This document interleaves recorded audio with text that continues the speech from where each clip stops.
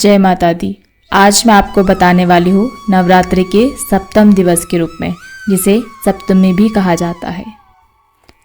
माँ दुर्गा जी की सातवीं शक्ति कालरात्रि के नाम से जानी जाती है। इसीलिए दुर्गा पूजा के सातवें दिन माँ कालरात्रि की उपासना की जाती है। इस दिन साधक का मन सहस्त्रार चक्र में स्थित रहता है। इसके लिए ब्रह्मांड की समस्त शक्तियों के द्वार खुलने लगते हैं। कहा जाता है कालरात्रि की उपासना करने से ब्रह्मांड की सारी सिद्धियों के दरवाजे खुलते हैं और तमाम असुरी शक्तियाँ उनके नाम के उच्चारण से ही भयभीत होकर दूर भागने लगती हैं। उनके शरीर का रंग उनके नाम की तरह घने अंधकार की तरह एकदम काला है और उनका रूप भयानक है। उनके सिर के बाल बिखरे हुए हैं और गले में मुंडमाला पहनी हुई है। आखिर ये मुंडमाला में किसके मुंड शामिल हैं और उन्होंने इस तरह रक्त क्यों बहाया है? इसके पीछे एक कहानी है। कहानी को प्रारंभ करने से पहले मैं आपको थोड़ा सा पूर्व परिचय देना चाहूँगी। एक ऋषि थे। ऋषि का नाम था महर्षि कश्यप।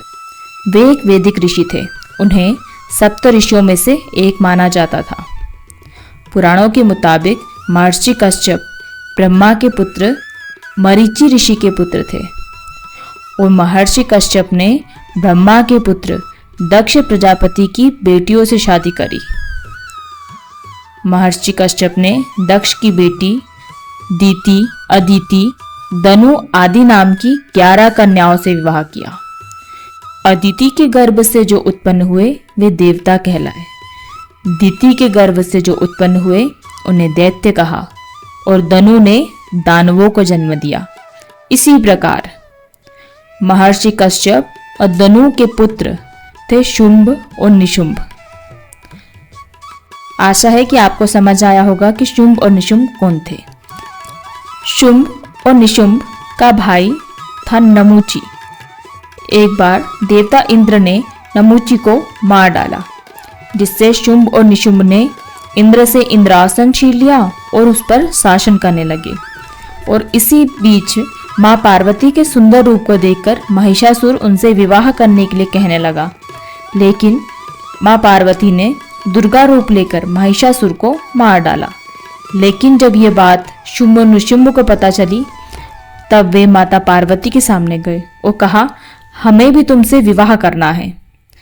तो माता पार्वती ने कहा, ठीक है, मैं तुमसे विवाह कर लूंगी, लेकिन जो भी मुझे युद्ध में परास्त करेगा मैं सिर्फ उसी से विवाह करूंगी।